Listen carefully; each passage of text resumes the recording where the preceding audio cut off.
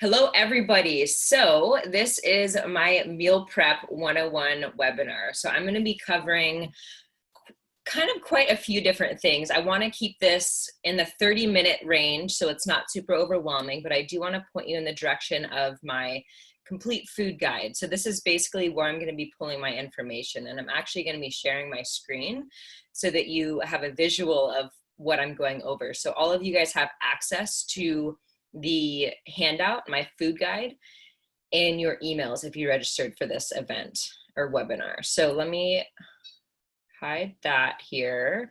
I'll go ahead and share my screen so that you guys know what I'm going to be covering. All right, so this is my food guide. So it really will teach you about, like it says here, whole food, nutrient-dense, plant-based food and recipes, tips to save money and time with food, sustainable kitchen hacks.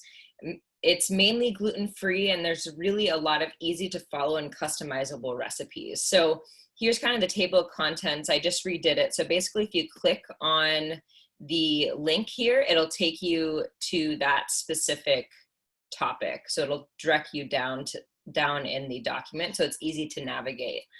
So I wanted to start here with going over my food philosophy. So we're just going to go down the list here. So really, there's so many different diets out there, right? But honestly, diets don't work. We need to make it sustainable. We need to make it fit into our lifestyle.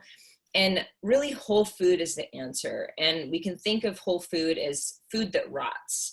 And in my opinion, I think it's great to eat primarily plant-based, but then also have that 80-20 rule. Have, 80% of the time we try to eat clean, we try to have the right ingredients at home, but then 20% of the time, like, just eat the damn birthday cake. We don't want the stress of being too strict and restrictive to have a negative impact on our health, which stress absolutely does. So basically, eat more colorful fruits and veggies, local and in season as much as possible. Eat less processed food, sugar, gluten, processed animal products. We kind of all know this, but I'm going to show you how to actually put it into practice here. So you can read more about this here. I will say, if you do want to eat meat, I encourage you to get it from a good local source. This is really, really important because animal flesh really takes on a lot of the hormones and things that they feed it with. So it's really important to get a clean source. And then for me, I really like taking foundational supplements because it really just makes sure I'm covering all my bases. Because even though I'm doing meal prepping and I'm eating all the veggies, I know I'm not getting the nutrients that I need because our soil is so nutrient deficient. So that's why I take doTERRA's Lifelong Vitality Pack. It is awesome. So if you want to get that, let me know and I can help guide you. But sustainable kitchen hacks. So I've really kind of just outlined some ideas, but Regan Jane, she's also a doTERRA wellness advocate. She put together a whole blog post and video on this specifically. So highly recommend checking out her blog post here.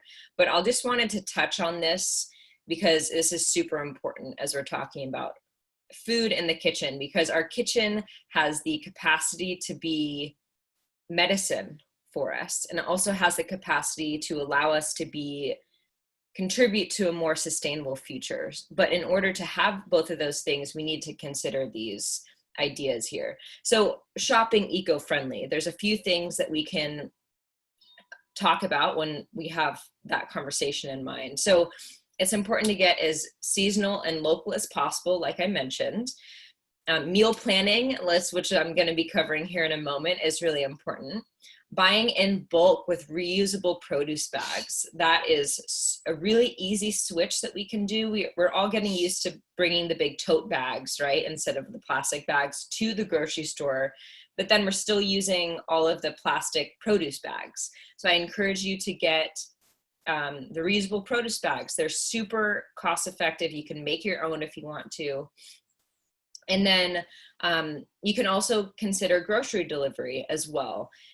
For example, like a local produce delivery box is really great. You can just Google that and ideas will pop up. And then also Regan also mentioned this Imperfect Foods brand that basically delivers the ugly produce that cannot be sold at stores at a discounted price to you. So that's a really cool thing to reduce food waste, because food waste is a huge problem. And again, Regan's blog here went into like all of the details about this. So I highly recommend checking that out. And then also the second note about sustainable kitchen hacks is how we store our food. So we can use things like beeswax wraps. I'll show you here. So this is like a reusable kind of like saran wrap. So it doesn't work like perfectly like saran wrap does, but it does the trick. You can always use like a rubber band around it to make sure it stays, but it does work pretty well. So you can kind of pinch and it kind of sticks to itself, if that makes sense. You can also make your own as well, which I've also done. Storing your food in glass is always a good idea, because even BPA-free plastic isn't that good because they've replaced the BPA with just as similar toxic ingredients in the plastic. So that's pretty unfortunate. So glass whenever we can. Regan goes into how to store each type of produce and thing to make it last longer. Another cool idea that I've seen is having a bin in your fridge that says like use first. So that way it's really easy to see what you need to use first. So it doesn't just like rot in the back of our fridge, which I know we're all guilty of, like especially fresh herbs and things. And then also utilizing our freezer, which I'll talk about here in a second.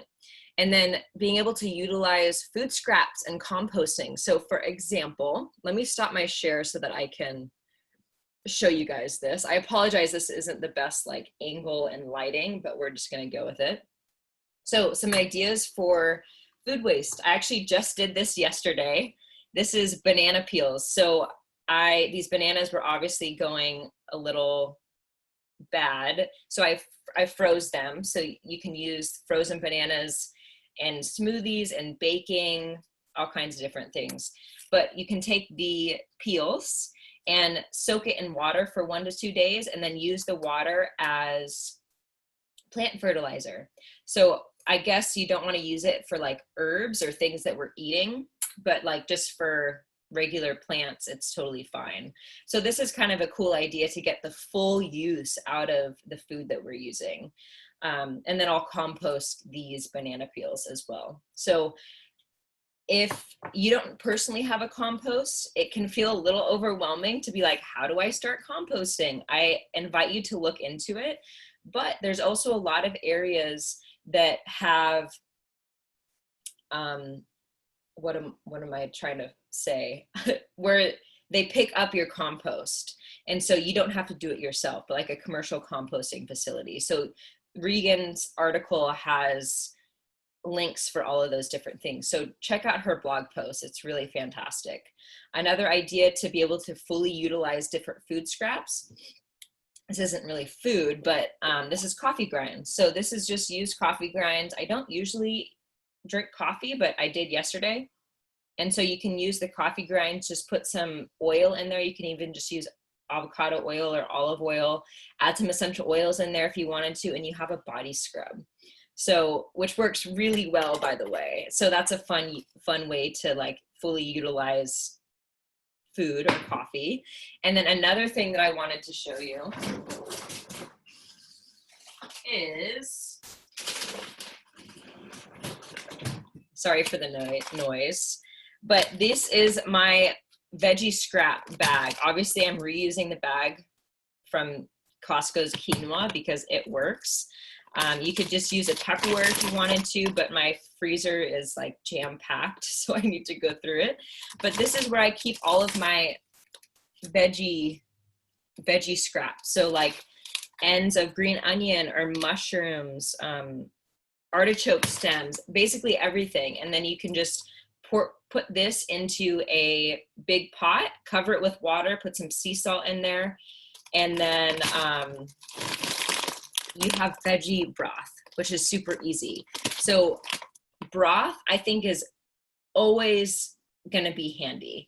And I'll show you a little trick with how to keep it in the freezer so that you can kind of add it to a bunch of different things.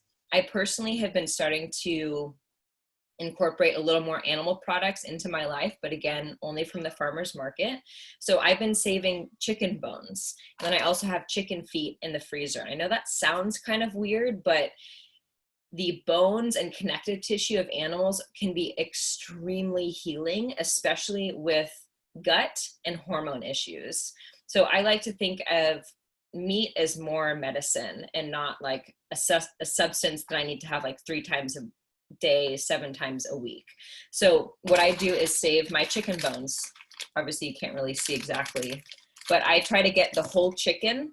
That way I fully utilize the animal plus the feet, right? The feet are chock full of collagen and nutrients that we can add to broth. So when I'm ready to make my broth, again, I just put the veggie scraps and whatever bones I've used into a big pot, cover it with water, and let that simmer for anywhere from like 1 hour to 48 hours. If I'm doing the bone broth, I usually will add the veggies at the end because you don't want to cook the veggies that long. And I see that we had a question here. Can the coffee grounds go down the bathtub drain if used for body scrub? You know, that's a good question. I don't do it that much. So if you're doing it every day, maybe that's not the best thing. But if you're doing it, you know, once a week or once a month, I think that's fine. I have tried to do like an oatmeal scrub before, and that was a disaster. So I don't recommend doing that, but the coffee grinds, I think, are small enough. It's not ideal to be washing like any oil, honestly, down our drain. So that's always something I've kind of thought about too, but I don't know, Heather, that's a good question, but something that we can look into later for sure. All right, so I'm going to share my screen again. And yeah, let me know if you guys have any questions, pop them in the chat box. All right, I'm gonna share my screen. So we talked about sustainable kitchen hacks, and these are just some ideas, you guys. This is the guide really has a lot more information.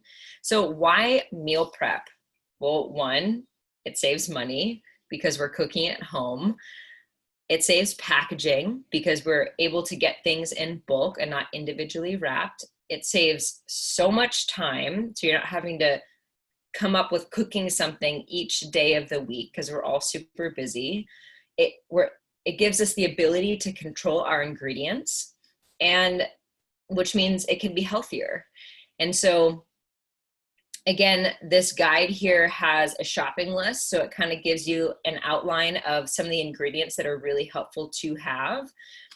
And so I invite you to look into that and just kind of slowly accumulate the things over time. It takes a while to have like a fully stocked kitchen, but it's worth it, I promise. You end up saving so much more money in the long run. So for me, I try to keep my meal prepping kind of simple. Sometimes I go a little overboard, but it's really important to actually write these things into our calendar because otherwise things just don't happen.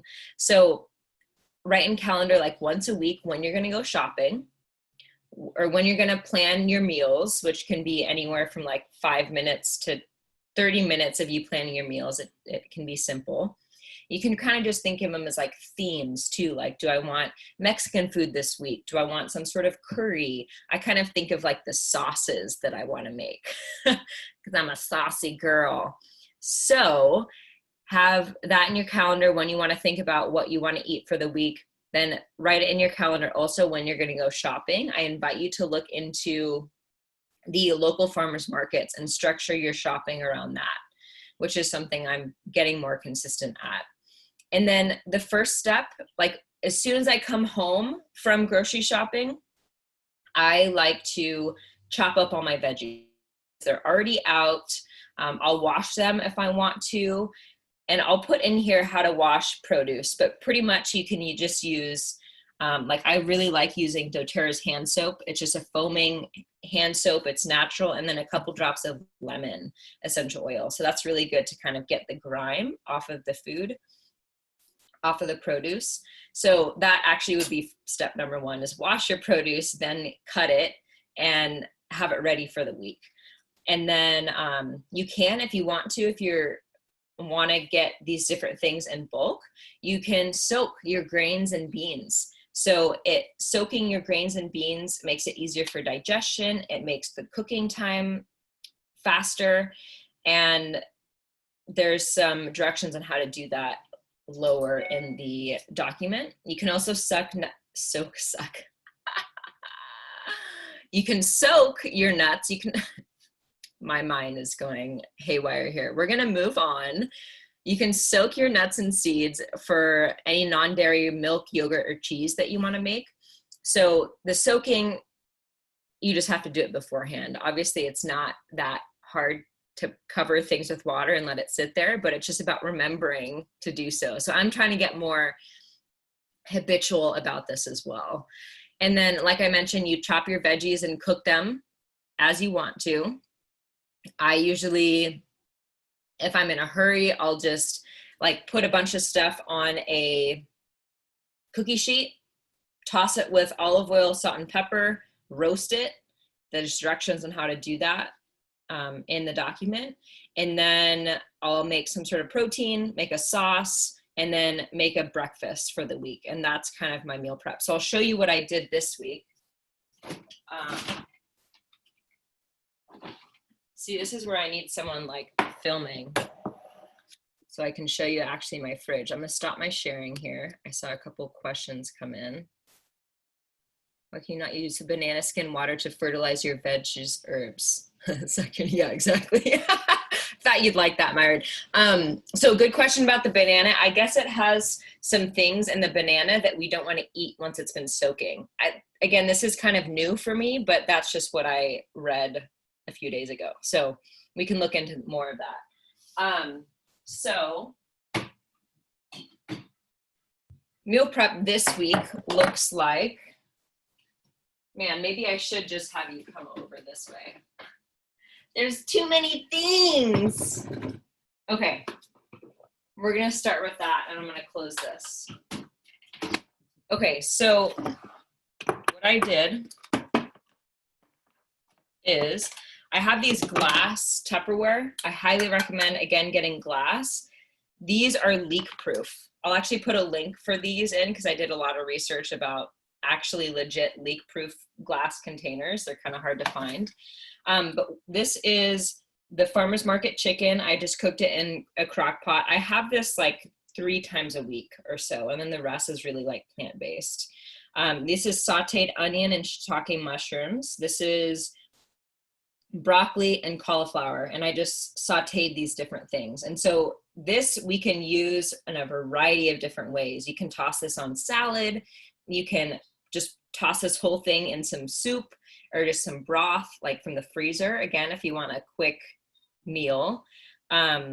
You can add this to eggs. If you eat eggs, you can eat it plain. A lot of different ways to use those. And then I also, our garden is going off right now. So we have a bunch of purple potatoes. Look how pretty those are.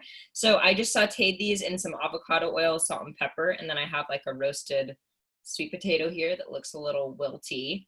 But again, like you can combine these foods in a bunch of different ways. I did have like an herb arugula jalapeno sauce, but I finished that yesterday. But I have a whole section for sauces in the guide because sauces are the best thing ever. So that's kind of what I have here. And then I also have these fritters, these kind of like egg, zucchini, sweet potato fritters. So these are really easy to just pop on the frying pan or the microwave and put some salsa on it or ketchup even. I know it sounds a little weird, but it's really good. And then I also have just some steamed potatoes ready to, I guess I'm pretty potato heavy this week, but these are really, I really like them with eggs and kind of fried up in that way. Satisfying. My mom also really likes them and she's really picky, so we got to keep her happy. And then also these are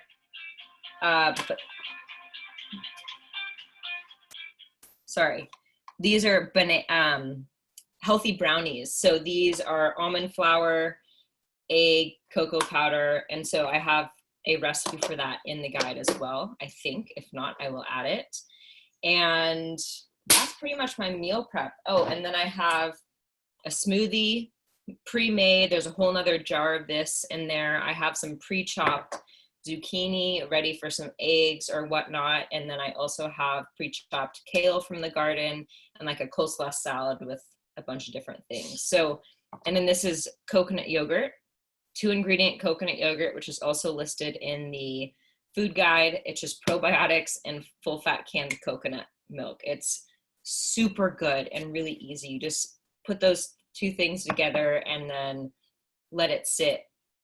We actually have it sitting in a new batch, sitting in the oven with the light on. So you cover it and you have it sitting. So that's really good with fruit, or just add it on to like a curry.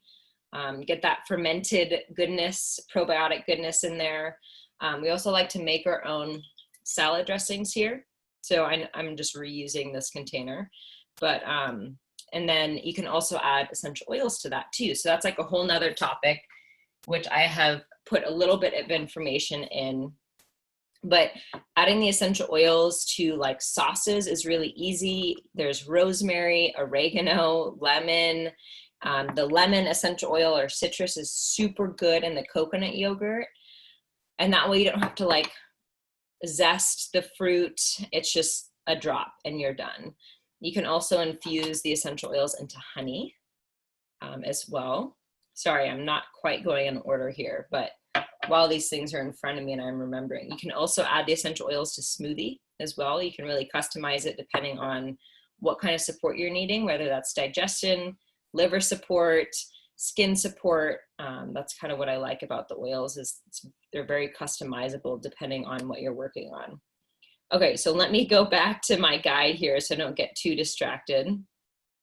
So freezer hacks, this is something that I'm feeling more and more passionate about, because we have this great technology of electricity and freezer and refrigerator. So why not utilize that? Why not put in like a full day of cooking every 2 months or so and have a bunch of stuff in your freezer? So for example, we already talked about the broth ingredients that are helpful to have. Smoothie ingredients, of course, like frozen fruit, leafy greens, veggies like cauliflower and zucchini are really good in smoothies as well, because you cannot taste them. It's best if you steam them beforehand and then freeze them. There's directions on how to do that in the guide, but that way they're easier for digestion, because I know a lot of people have trouble digesting like raw, which is kind of weird, but so many of us have gut dysbiosis and leaky gut, so that's why. But pre-made ideas, this is what I'm feeling more and more passionate about, because it makes eating healthy much easier. So some ideas here are, we can pre-make like healthy sweet desserts. So we can pre-make muffins, cookies, pancakes, any kind of loaf that we want, and other desserts like healthy Twix bars, which I'm going to be adding to my guide here today. Super good. We can pre-make like egg muffins to make it just really easy in the morning to pull them out. We can pre-make breakfast burritos. We can pre-make regular burritos, veggie burgers, pizza, and then also making sure we have broth ready in the freezer at all times. So I personally have, let's see here. I have them in like a big mason jar, but sometimes I don't need all of this. So a really cool tip that you can utilize is, I have so much stuff around my computer, you guys, is freezing them in ice cube trays. So this is a really cool trick, so that you can just pull out a tiny bit as you need it. And then you can add it to stir fry, you can add it to hummus, you can add it to like all kinds of different things, any kind of like quinoa or grain or bean that you're making, kind of making those foods extra nutrient dense. Broth, especially the bone broth, is super healing. So just a tip with that. But having broth in the freezer is super handy. With freezing, you want to make sure you have extra room so it doesn't explode, which has happened to me, or crack, I should say. And then this here is just an older squash veggie lentil soup. And so utilizing our freezer to have things ready to eat is really handy. Let's see what else here. Smoothie bags are also really handy as well. Trying to use like reusable bags is really handy. So I'll show you what those look like. So we have these. So these are reusable. These are super handy. So basically a reusable, or like a smoothie bag, you can add whatever fruit you wanted, veggies, whatever ingredients you wanted, just minus the liquid. And then when you're ready to make a smoothie, you just pour that into the blender, add whatever liquid you want, and you have your smoothie. So that makes it really quick. I saw a question in here. How do you reheat the jars of broth if you don't have a microwave? Ooh, that's a good question. I think I would have to do a quick Google search with that, Heather. But if you just Google it, you'll have like more resources than you could want probably. But leaving it out, I think, or like having it in a warm water, I don't know. I'd have to look that up, but that's a good question. Yeah, no problem. So, and then another idea here is to have like Crockpot bags. So having Crockpot meals, or like all of the ingredients in one of the bigger bags. And then when you're ready to just pop that in everything in the Crockpot, and then, you know, overnight you're gonna have a full meal. So I'm not super good with having all of these things in my freezer, but because my freezer again is like jam-packed, I'm sure a lot of you can resonate with that. But I think it's really a really cool idea. At some point, I would love to have like a big kitchen where a bunch of people could come and we could all make the things together. Or maybe we can do that virtually. So let me know if that's something that you guys would be interested in, because I want to make this as easy as possible for all of us. And it's more fun when we're doing it together anyway. So maybe we can have like a meal prep party day. I don't know. I have a lot of ideas in my head with all of this stuff. So let me know if that resonates with you and we can set something like that up. Another good idea is being able to pre-make like sauces, or like herb sauce, like a pesto, like a kale pesto or something, and freezing that in the ice cube trays. I'll show you what I mean if I can find it. So these are cubed pesto that I made that I didn't want it to go bad. And I just froze them in little ice cube trays, and then I put them in the bag. So I have the kale pesto in here, and then I have like super veggie green sauces. Again, all of that's in the guide. But this is a good way you can just defrost a little bit, because these sauces can go bad pretty easily.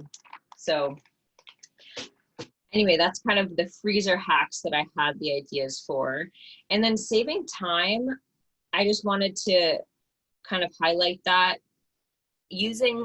I haven't done it yet, but I've heard the program or service called Plan to Eat, which is linked in my guide, is really cool. It kind of helps streamline and automate the whole process of meal planning and meal prepping.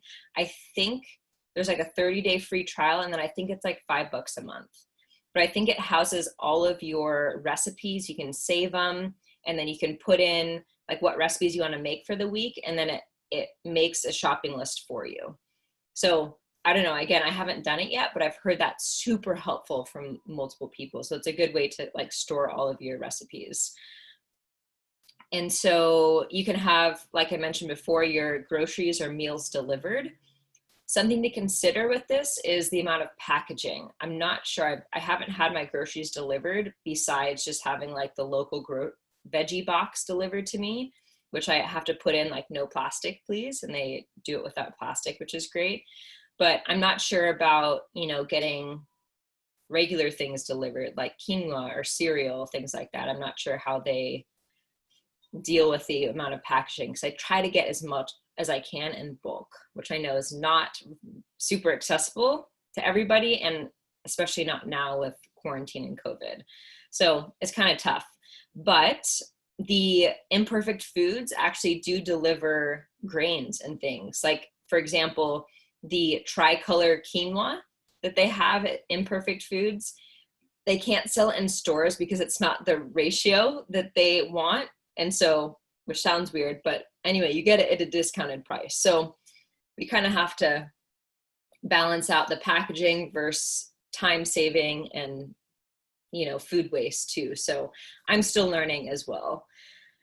You could also hire someone to meal prep once a week or once every 2 weeks, you know, have them come in and chop up the veggies for you. If I've definitely have considered that, because chopping up veggies takes up a lot of time sometimes. So that's just an idea there. And then again, I go through the shopping list in my guide, talk about the grocery delivery more. And then I go through the foundational how-tos, like how to get more plants and nutrient-dense foods in your life. I'll just give you a quick highlight with that, and then we can kind of wrap up. Basically, it's really good to get 2 to 3 cups of veggies minimum on a daily basis. Ideal is like 8 to 10. So again, this can be challenging. That's why I take supplements. It's really just acts as the foundation, but that's a really good goal to think of, is like 2 to 3 cups of colorful veggies per day. 1 to 2 cups of fruits daily as well is helpful. And a really good way to get those veggies in is you have a good quality blender. So Vitamix is the best that I've found. And so getting it in your smoothies, getting it in this, like the herb veggie sauces that I talked about. You know, you can pack a lot of kale or spinach into a pesto sauce. And then plus with all the fresh herbs, those have a lot of the phytonutrients as well. So that's a really good way to get more plants in. Soups are really easy as well. And then making veggies easy and accessible for snacking and stuff. So one thing I like doing, oh, I think we finished it, but we have, I usually have, oh, it's right here. Yeah, we finished the celery. Celery in a container with just water. And so it's ready to just grab and snack on. And then like, I like to save the broccoli centers or stems or whatever you call them. Super good. So having them easily accessible so it's easy to grab and go. All right, I have a question here. Do you use protein powders in your smoothies? Good question. I go back and forth with protein powders. Protein powders have a lot of shit in them. A lot of fillers, a lot of gums, natural flavors. So I'm actually trying to, this company here is a second like clean protein powder that I found. I've listed the brands that I have heard are really good in the shopping list. So I've linked up like the good protein powders. I've linked up the good matcha powders, kind of maca powders, mushroom powders, those good brands, because especially with like superfoods like that, it's really important to get good brands because they have a lot of heavy metals in them if they're not tested. But to your question, protein, I know it's hard with protein powder, but this one is pretty good, clean, lean protein, and it just has 3 ingredients. It doesn't have any gums or fillers, which is nice. But that's definitely important when you're looking at protein powder, for sure, because the gums and fillers like wreck our gut and gut lining. So, but good question. You could use collagen powder if you wanted to. That's a really clean protein because it's just collagen powder. But again, if you're not eating animal products, then you probably don't want to have that. One more thing before we wrap up, I want to talk about how to build like a balanced plate, because that's a really good thing to think about as we're meal prepping and like putting together our meals for the day. So again, like I mentioned, this is kind of like a catch-all. This is just prep things. So when we're making a plate or a meal, it's good to, again, this is in your guide. Let me just share my screen again. Okay, let me make this go down more so you can actually see it. One of these days I'll get these on an actual PDF so I don't have to deal with Google Docs and images. So a balanced plate, greens and fiber are really important. A starch is really important. Healthy fat and a protein. So that's pretty much it. Get your colorful veggies, a starch, a fat, and protein. So the greens obviously act as the fiber. The starch is usually like the prebiotic, and then protein. So having those three components is really good to helping our like blood levels stay consistent throughout the day and helping us keep full. And it's also really helpful for gut health as well. So just want to touch on that. And then it goes into examples of starchy vegetables, whole food fats to love, plant sources of protein, and animal sources of protein. So just wanted to show you that. And then info about cooking with doTERRA oils. I have a whole guide, which I've linked up here if you want to look more into that. And then this goes into like how to actually cook vegetables. So again, this is super kind of simple, how to roast them, pan fry, and then steaming and then freezing, like I talked about earlier. The broth ingredients, fermenting recipes, beans and grains. So I pretty much put everything I knew about meal prepping and food and my favorite recipes into one guide because I needed it in one place. So this is me just sharing with you what I normally make. Another question, are carbs non-important then? Carbs are really important in autumn and winter of your cycle. Oh yeah, non-important. No, carbs are super important. We need carbs actually because glucose, which is what carbs break down into, is the main source of energy for our muscle movement. You didn't put it on your plate. Oh, that was the starch. So the starch is a carb, but processed carbs like, yeah, you got it.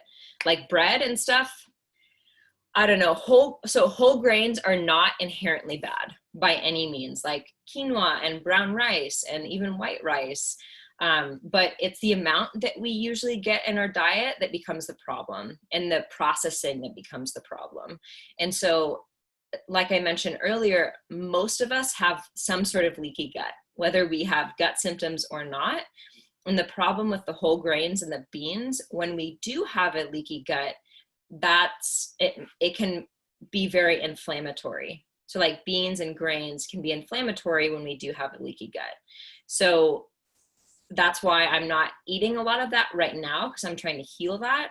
But eventually I'm going to incorporate more of that back into my diet, but with moderation, like with anything. Also, I saw the oil thing there. I've heard it's not so good to fry with olive oil. Do you know why? Yeah, good question. So there's I should actually put a graphic in here about that, because that's a good question about the different oils.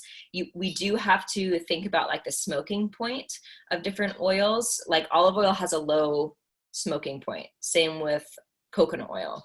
Avocado oil, however, and so what that means is it's not good to eat the oil once it started to smoke.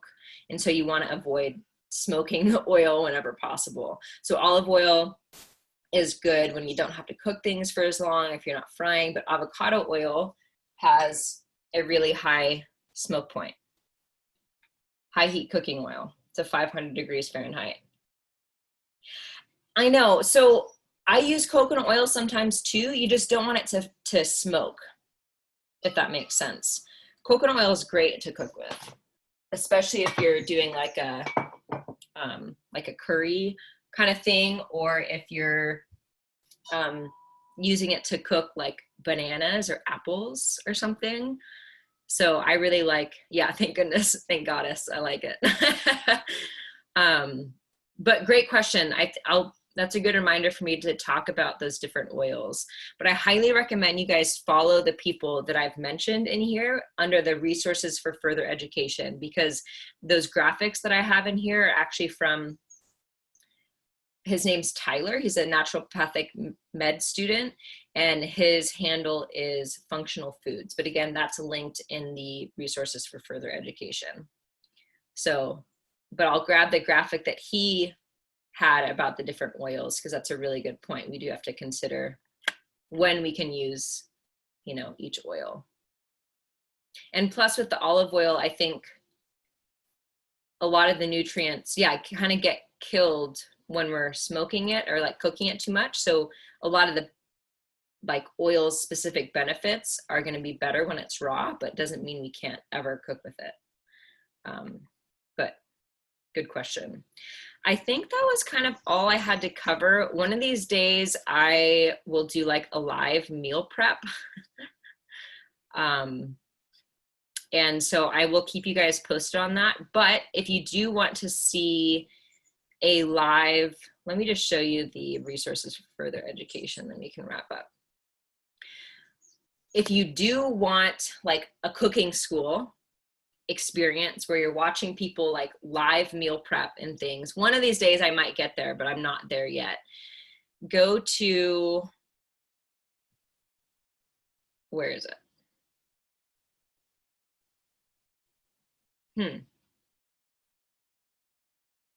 Okay, well, let's go down here. I think it's at the bottom. I need to re-add that. Sorry, I was trying to reorganize this last night. Oh, here's all my sauces. Sorry, guys, I swear we'll get there. I highly, highly, highly recommend, here we go, looking into the Smug Cooking School. Alice Nichols is the one who runs it with her sister, and I just went for it in January, and I can't say enough about it. I think it's $200 for a full year, and they have they do a full cooking show pretty much, and like teach you how to create all kinds of different meals that are nutrient dense. So I actually got a lot of my recipes from them that are in here, and a lot of the ideas from them. So like the broth information, the secret veggie sauce information, like how to, I just can't say enough about it. The link is here. Check it out. If you're really wanting like a guide, do it. Like absolutely do it. It goes over so many different aspects of like gut health and weight loss and things like that. So highly recommend it. I have arugula that is beginning to wilt. Can I blend that into sauce? Yes, you can actually. Let me stop sharing here. Yes, so arugula, like I just had a sauce like that. That's probably why you asked. But basically any kind of herb sauce is really simple. You take a food processor, you stick whatever greens that you have in there, whatever herbs that you have in there, put some olive oil. Myra, this is where you could use the olive oil for sure. Put any, I know that you don't eat nuts, Heather, but do you have seeds? I think you can have seeds. Hemp seeds or sunflower seeds, and garlic if you have it, or you don't eat garlic. I don't think. Nutritional yeast, and you blend it, and then you have like a pesto sauce. I added a jalapeno to mine and some fresh parsley, but you can easily make that a pesto just by adding basil. So maybe you want to go out and get some herbs so that you can use the arugula. That's a really good way to use it. Yeah. All right, my friends, any more questions? Could I use the basil oil? Yes, totally use the basil oil. That's a great point. So another reason why I like using essential oils in cooking is this exact reason. Heather doesn't have fresh basil, and so, but she wants to use the arugula and wants to make a sauce out of it. So you can just add 1 or 2 drops of the basil oil. Absolutely. Thank you for bringing that up. And then if you wanted more bulk to it, you can add like half an avocado. Yippee. And then you can add it to things like the veggie fritters. You can add it to eggs, chicken, a vegan protein. Like it's really versatile. And then again, you can freeze it in ice cube trays if you can't get to it. Yes, awesome. Any other questions? I think I showed you everything that I had out. Now my kitchen's a total mess, but what else is new? Love the ice cube tray idea, right? One other note, I'm going to hire my kids to prep. Yes, Heather, absolutely. Do it. It's such good practice. Like everyone needs to know how to do this, and it's just not taught in school. Our education is shit. Or actually, your kids' education is legit, but anyway, that's a whole nother topic. So another quick thing I wanted to mention, a really cool 2 recipes that I want to highlight. One is a secret veggie sauce that is in my guide. It's basically just, you cook up like zucchini, celery, onion, pumpkin, red bell pepper. You saute that up, and then you add some like just canned tomatoes or just fresh tomatoes. You blend that up, and you have that as a secret veggie sauce to add to pizza sauce, pasta sauce, into stews or whatever. Their pay is dinner. Yes, Heather, I love that. So that's a really good trick. You can also freeze that into little ice cube trays. And then another really good one that I'm obsessed with is you steam, then blend pumpkin or like butternut squash and carrot. And then you blend that with a full fat can of coconut milk. And you have this base for curries. You have a base for soups like this. You have a base for custard. Oh, it's the best thing ever. Just do it. Look in the guide for those 2 sauces. It's at the end of the sauce section, and just make them. Like, you won't regret it, right? They're so good. I can't say enough about the custard, like pumpkin, carrot, coconut milk sauce. It's drool, a lot of drool. So I love it. Yeah, you're welcome, Heather. Awesome. And again, I will probably do like a live recording of me meal prepping at some point, but logistics are kind of hard to figure out. But let me know if that's something that you guys would be curious about, watching it live or doing it with me. Like, I could create some recipes that we could all make together at the same time. So, but yeah, let me know if you have any questions. Definitely check out the guide. I know it's long and has a lot of information in it, but I would try for sure. Cool. But it's good stuff. So let me know if you have any questions. Go follow the people on Instagram, because I know that I like to be educated like slowly. And so there's some good access or good accounts to follow in that regard. So, all right, you guys, any other questions? I'll wait for another few seconds, but if not, thank you for joining. I know there's so many other things you could be doing. So I love you guys, and I'm going to stop the recording and hop off. But yes, bye, you guys. Mwah.